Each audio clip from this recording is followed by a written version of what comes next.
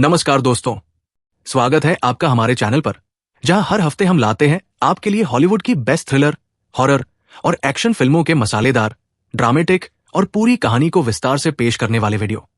आज हम बात कर रहे हैं एक ऐसी फिल्म की जिसमें कोई राक्षस नहीं है, नहीं कोई सुपरनैचुरल एंटिटी, लेकिन डर ऐसा है जो आपकी रूह तक में उतर जाएगा।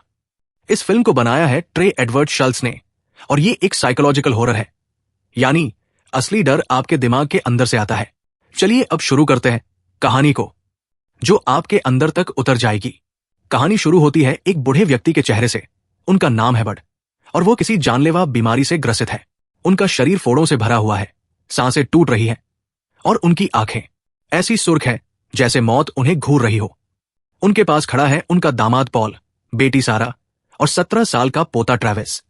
इस परिवार ने जंगल के बीचों बीच एक घर में पनाह ली है, एक ऐसी दुनिया से कटकर जो अब संक्रमण और तबाही से बर्बाद हो चुकी है।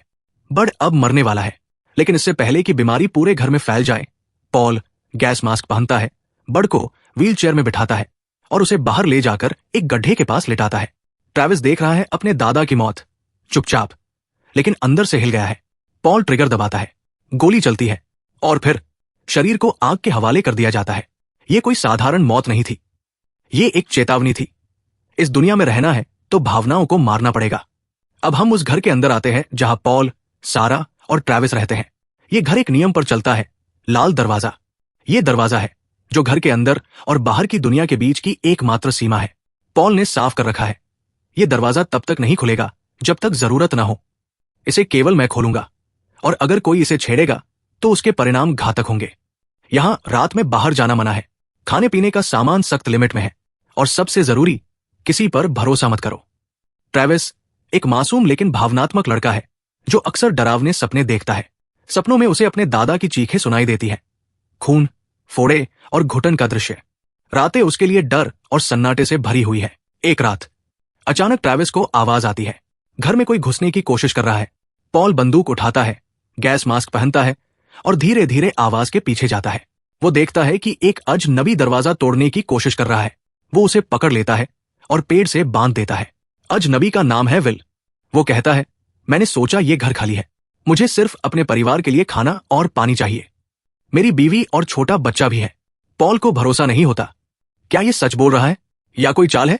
विल को 2 दिन पेड़ से बांध कर रखा जाता है ताकि ये देखा जा सके कि उसमें कोई बीमारी के लक्षण है या नहीं। जब सारा पॉल को समझाती है कि शायद ये आदमी सच कह रहा है और हमें अकेले नहीं बल्कि साथ रहकर जिंदा रहने की जरूरत है, तब पॉल थोड़ा झुकता है। पॉल और विल मिलकर उसके परिवार को लाने के लिए निकलते हैं। रास्ते में 2 लुटेरे उन पर हमला कर देते हैं, लेकिन पॉल, जो अब सिर्फ एक इंसान नहीं, एक सर्वाइवल मशीन बन चुका है, दोनों को गोली मार देता है। ये छोटा सा सफर हमें दिखा देता है कि इस दुनिया में अब भरोसा एक लग्जरी है और मौत एक आम बात। वो वापस आते हैं। किम और उनका छोटा बेटा एंड्रयू अब उसी घर का हिस्सा है। शुरुआत में थोड़ी असहजता रहती है, लेकिन धीरे धीरे दोनों परिवार एक दूसरे से घुल मिल जाते हैं। साथ में खाना बनता है, पानी लाया जाता है, हंसी के पल भी आते हैं। ट्रेविस किम की तरफ आकर्षित हो जाता है। वो जब भी उसके पास होती है, ट्रेविस की बेचैनी थोड़ी शांत हो जाती है, लेकिन सपने अब भी पीछा नहीं छोड़ते। एक रात ट्रेविस को सपना आता है कि किम के साथ कुछ अंतरंग क्षण बिता रहा है, लेकिन अचानक उसके मुंह से काला खून बहने लगता है और वो डर से चिल्लाकर उठता है। एक दिन ट्रेविस का पालतू कुत्ता स्टेनली अचानक भौंकते हुए जंगल की ओर भागता है, जैसे उसने कुछ देखा हो। वो गायब हो जाता है। रात को ट्रेविस को फिर आवाजें सुनाई देती है। वो देखता है, लाल दरवाजा खुला हुआ है। पूरा घर जाग जाता है। पॉल चिल्लाता है, किसने दरवाजा खोला? लेकिन कोई जवाब नहीं देता। कुछ देर बाद स्टेनी का मरा हुआ शरीर मिलता है, पूरी तरह संक्रमित, खून और फोड़ों से भरा हुआ। पॉल को मजबूरन स्टैनली को मारना पड़ा और ट्रेविस बहुत रोता है। अब मामला गंभीर है। कौन दरवाजा खोल कर आया? क्या घर के अंदर अब संक्रमण घुस चुका है? पॉल को शक है कि शायद एंड्रयू ने दरवाजा खोला होगा, लेकिन किम और विल इनकार करते हैं। वे कहते हैं, वो बच्चा है, वो इतना समझदार नहीं है। पॉल अब फैसला करता है, दोनों परिवार अब अलग अलग कमरों में रहेंगे। कोई भी लक्षण दिखाए तो उसे अलग किया जाएगा। अब घर में सिर्फ डर नहीं है, अब अविश्वास है। रातें खामोश हो चुकी है, हंसी गायब हो चुकी है और हर चेहरा दूसरे चेहरे को शक की निगाह से देख रहा है। ट्रेविस को रात को आवाजें आती है। वो सुनता है कि किम और विल घर छोड़कर भागने की योजना बना रहे हैं। वो ये बात पॉल और सारा को बता देता है।